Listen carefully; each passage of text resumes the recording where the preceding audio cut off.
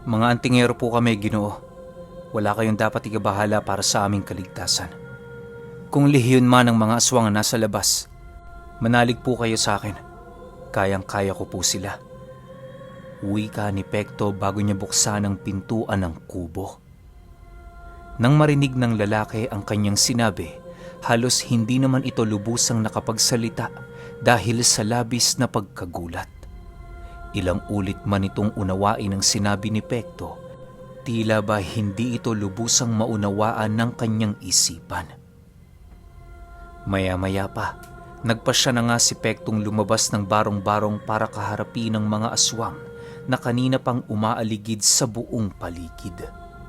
Pagsilay ni Pekto sa bakuran ng lugar, bumungad sa kanya ang iilang mga nilalang na nasa kaanyuan ng mga nagsisilakihang baboy at kalabaw. Pagramdam ng mga ito sa kanyang paglabas, mabilisan naman yung nagsipagkumpulan habang marahang nag-aangil. Magandang gabi sa inyo, mga Ginoo. Hindi ko alam na nayon pala ito ng mga aswang. Sana sinabi niyo sa amin. Hindi na sana kami nagtagal pa rito. Bungad na wika ni Pekto. Matapos nitong makapagsalita, bigla naman niyang nasipat ang paglakad ng isang dambuhalang kalabaw papalapit sa kanyang kinaroroonan. Sa pagtitigan nilang dalawa, dahan-dahan naman itong nagpalit anyo bilang isang matandang animoy na aagnas na ang buong katawan. Ano ba ang nakakatawa, iho? Natutuwa ka ba? Dahil magiging isa kang napakasarap na pagkain.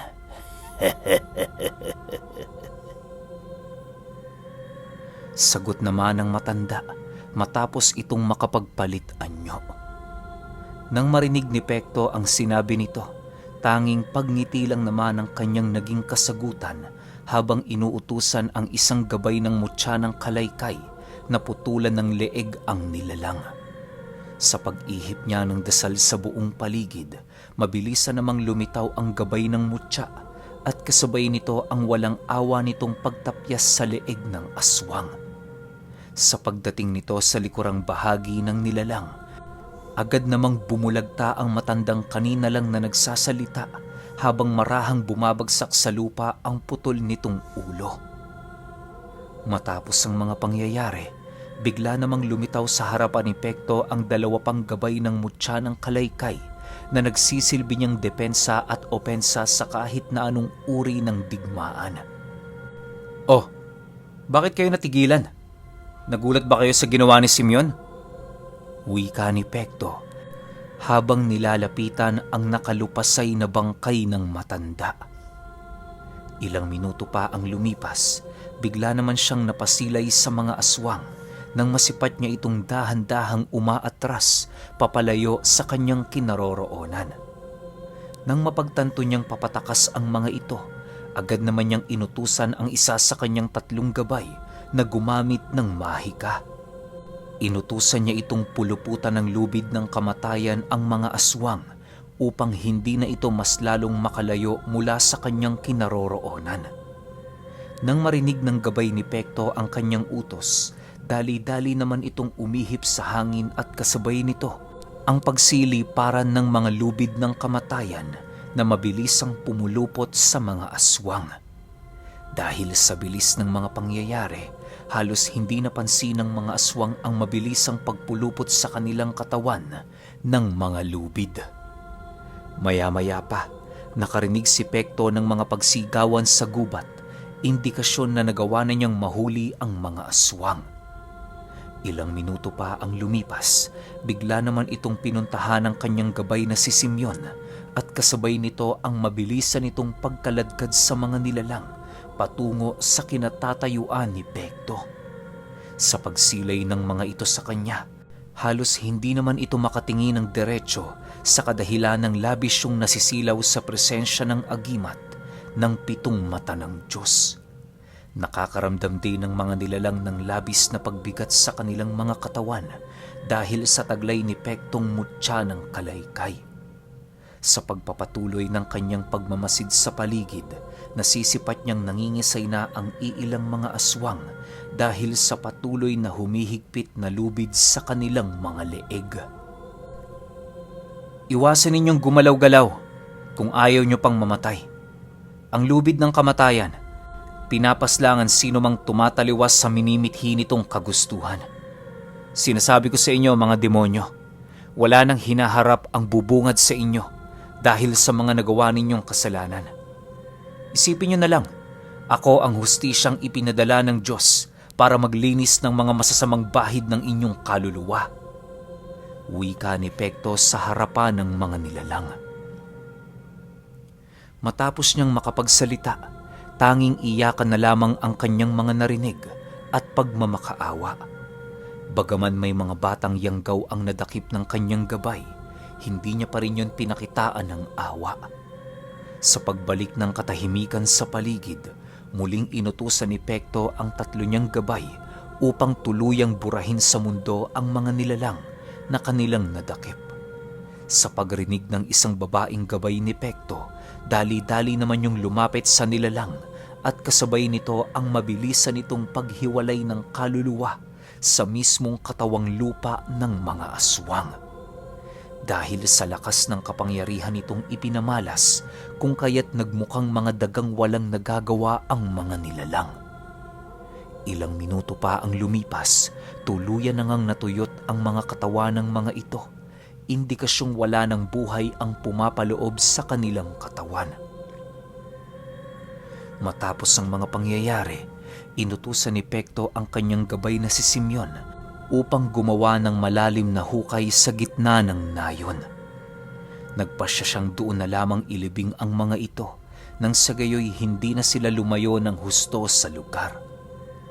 Bago sumapit ang hating gabi, tuluyan na ngang nakabalik si Pekto sa barong-barong nang walang iniindang kahit na anong sugat sa kanyang katawan. Pagbukas ng pinto ng lalaki, halos hindi maipinta ang pagmumukha nito nang masipat niya si Pektong walang kahit ni isang galos sa buong katawan. Salamat naman Manong at ligtas kayo. Saan ho ba kayo pumunta?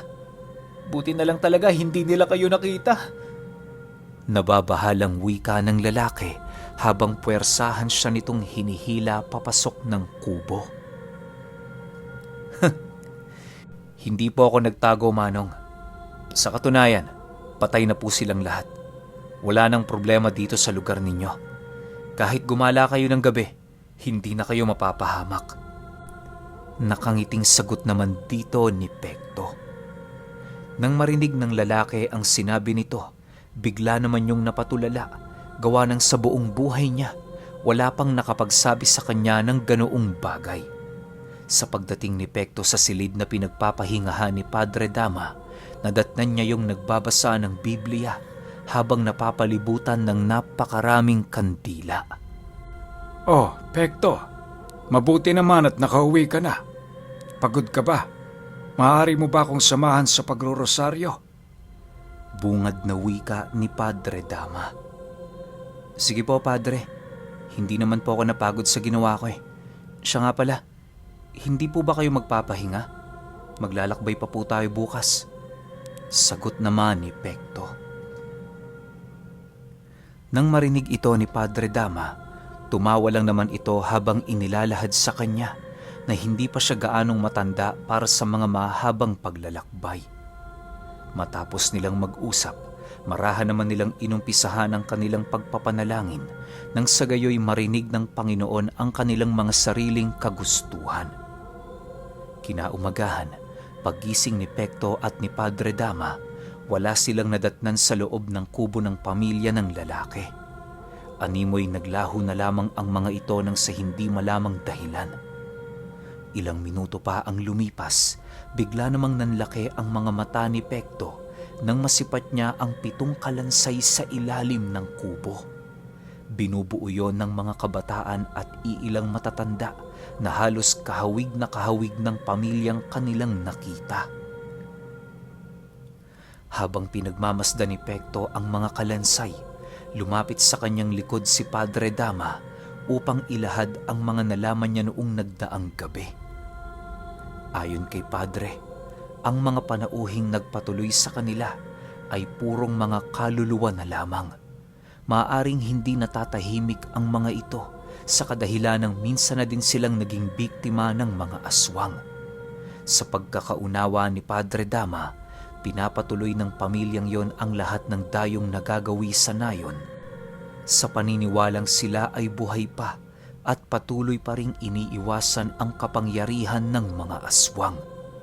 Dagdag pa ni Padre Dama na ang mga ganoong uri ng kaluluwa maaaring merong naiwang misyon sa lupa kung kaya't hindi sila nakakatawid sa pangalawang buhay.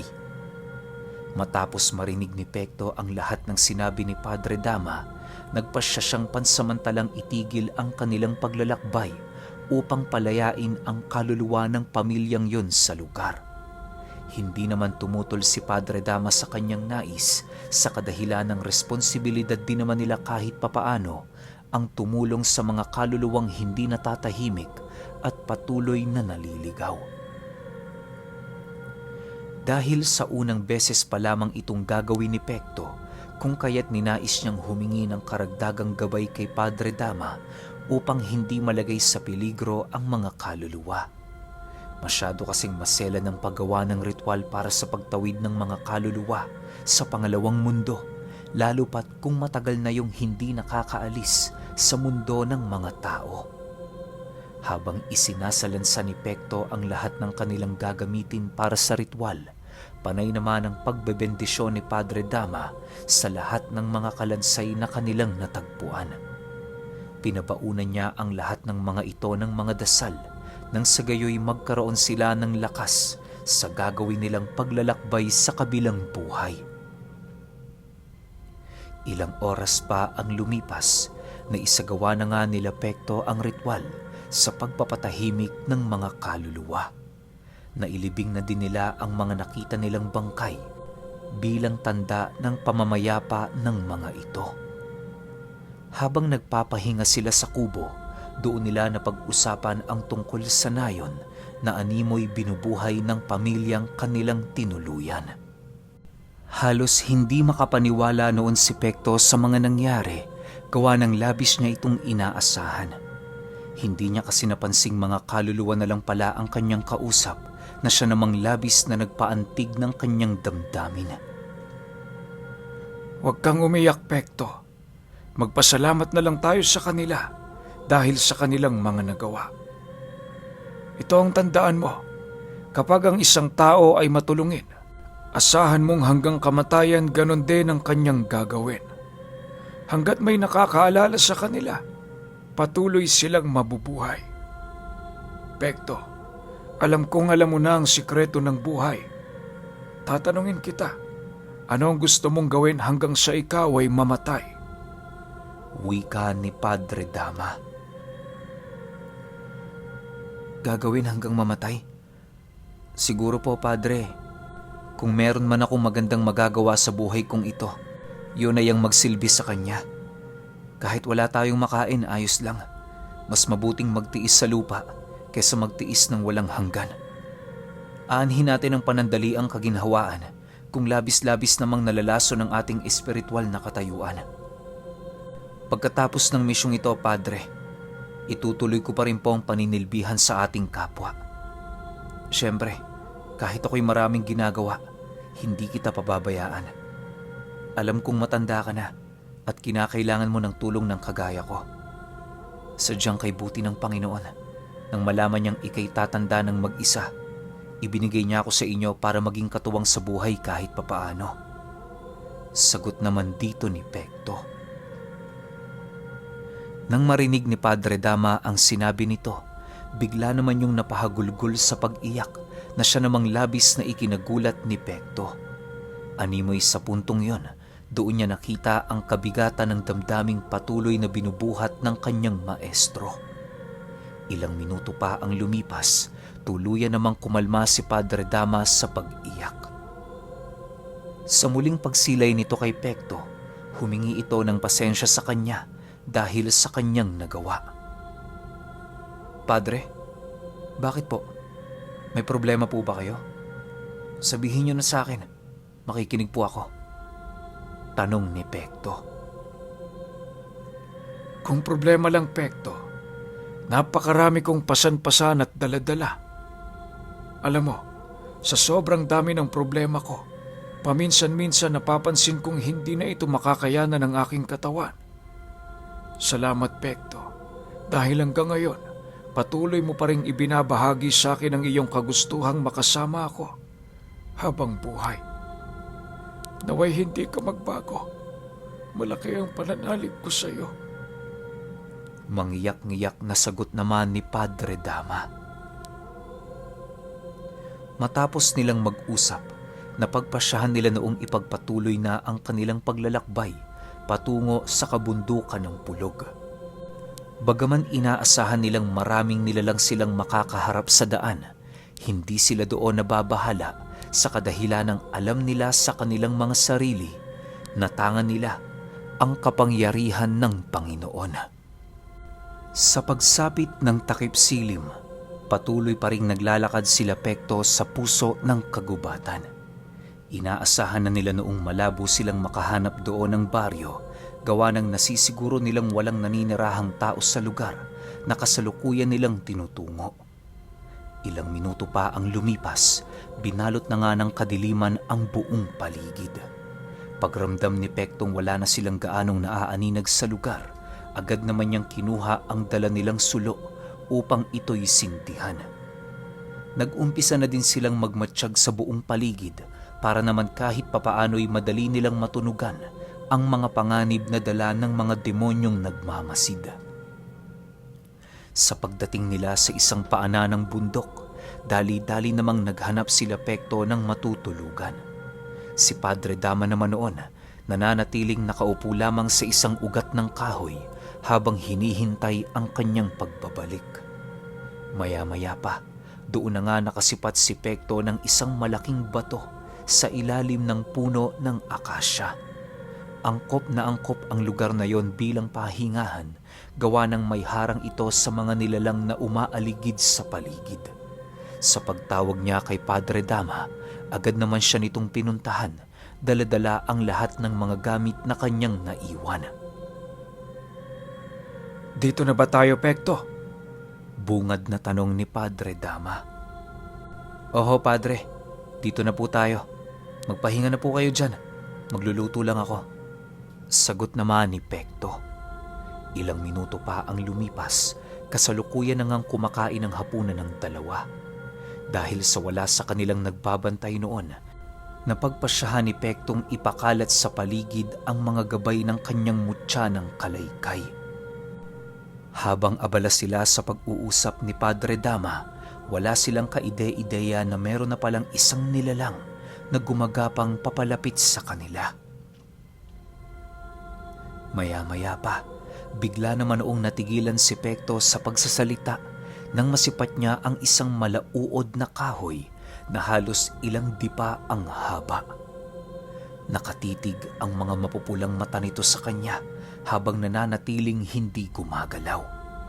Matapos itong masilayan ni Pekto, agad naman siyang napaatras sa kanyang kinatatayuan sa takot na baka siya ay sunggaba ng nilalang. Subalit paglapit niya noon sa kinaroroonan ni Padre Dama, laking gulat na lamang niya nang masipat niya ang nilalang na yon na animoy ginagaya ang kanyang pagkalaw. Kumalma ka lang, Pekto. Ngayon ka lang ba nakakita ng mga engkanto? Huwag ka mag-alala. Hindi yan ang aano. Sadyang nagpapakita lang talaga sila kapag may nararamdaman silang kakaiba sa isang tao. Wika ni Padre Dama habang umiinom ng tubig. Ganun ho ba, Padre? Pasensya na po kayo ha. Nagulat lang ako. Sagot naman ni Pekto.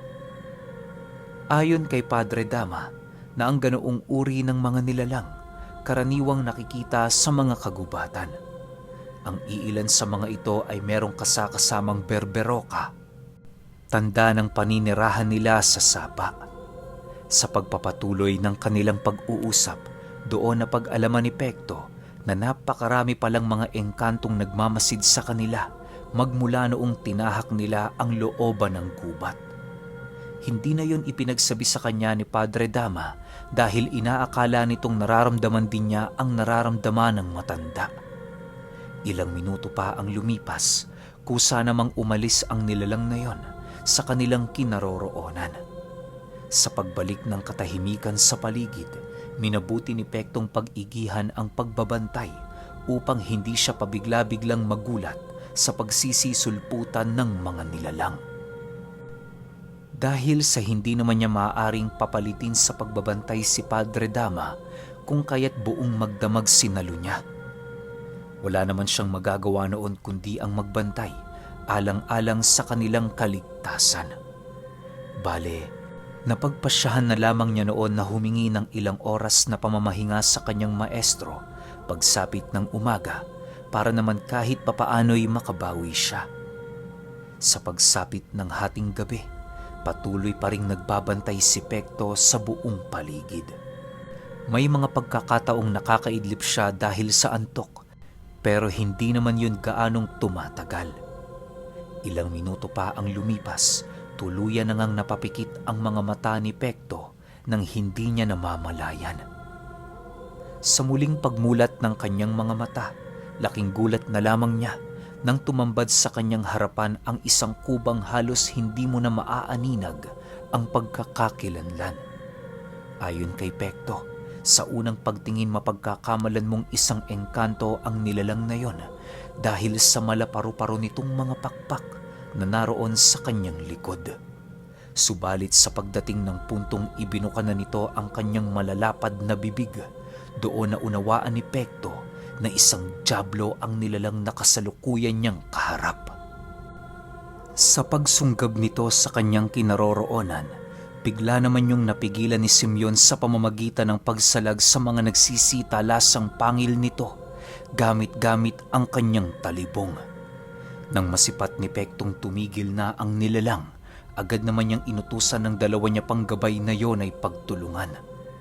Ilang minuto pa ang lumipas, tuluyan na ngang nagapi ng mga gabay ni Pekto ang kubang lumitaw sa lugar na kanyang pinagbabantayan. Habang gumagapang ang nilalang na yon papalayo sa kanyang kinatatayuan, inutusan naman niya si Simeon na tuluyan ng kitilan ito ng buhay. Sa pagbigay ng utos ni Pekto sa kanyang gabay, agad naman itong ginawa ni Simeon ng walang pagdadalawang isip. Sa pagkamatay ng nilalang, mabilisan naman nila yung itinapon sa kakahuyan na parabang basura. Simeon, pagbutihin ninyo ang inyong pagbabantay. Batid kong hindi ligtas ang lugar na ito. Nararamdaman kong maraming demonyong naghihintay na sumalakay. Wika ni Pekto sa kanyang gabay. Ginagawa namin ang lahat ng aming makakaya, pero sadyang hindi namin sila nararamdaman. Pakiramdam ko, may kakaibang salamangkang bumapalot sa lugar na ito. Sagot naman ni Simeon sa kanya habang naglalakad papalayo. Nang marinig ito ni Pekto, napagpasyahan niyang ibaling na lamang ang kanyang atensyon sa paligid kesa makipag-usap sa kanyang gabay. Ilang minuto pa ang lumipas, labis-labis naman ang kanyang pagpapasalamat dahil hindi na nasundan ang paglitaw ng kuba sa kanyang harapan. Bagaman marami siyang nararamdamang mga matang nagmamasid sa buong paligid, hindi naman niya ito gaanong pinapansin sa kadahilanang alam niya sa kanyang sarili na walang magagawa ang mga nilalang habang siya ay nananatiling gising. Sa pagsapit ng umaga, humingi siya ng ilang oras kay Padre Dama para makapagpahinga. Hindi niya pa kasi noon kayang maglakad, gawa ng nakakaramdam siya ng labis na pagkahilo dahil sa puyat. Nang marinig ni Padre Dama ang kanyang pakiusap, hindi naman ito nagdalawang isip na sumang-ayon sa kanyang kagustuhan sa kadahilanang kahit papaano, labis naman siya nitong nauunawaan. Bago tuluyang magpahinga noon si Pekto, napagpasyahan nilang kumain na muna ng kanilang umagahan at magtimpla ng kape para maibsan ng kahit nakatiting ang kanyang puyat na nararamdaman. Sa susunod, Pekto, sabihan mo ko kung hindi mo na kayang magbantay. Magtulungan tayo. Magiging mahirap ang mga bagay-bagay kung pipilitin mo itong suluhin. Wika ni Padre Dama kay Pekto. Pasensya na po kayo, Padre. Iniisip ko lang po ang kalusugan ninyo. Hayaan ninyo, sa mga susunod na gabi, magsasabi na ako sa inyo.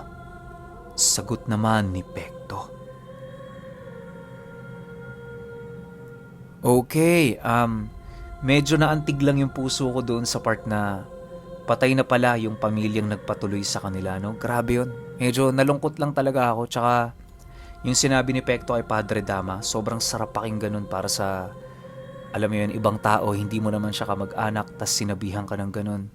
Grabe, dami pa magaganap sa kwento na to. Pero 7 episodes na lang yata or 8 episodes ang natitira sa atin, kaya tuloy-tuloy na natin yung 31 tsaka 32 bukas yun. Yun lang. Salamat.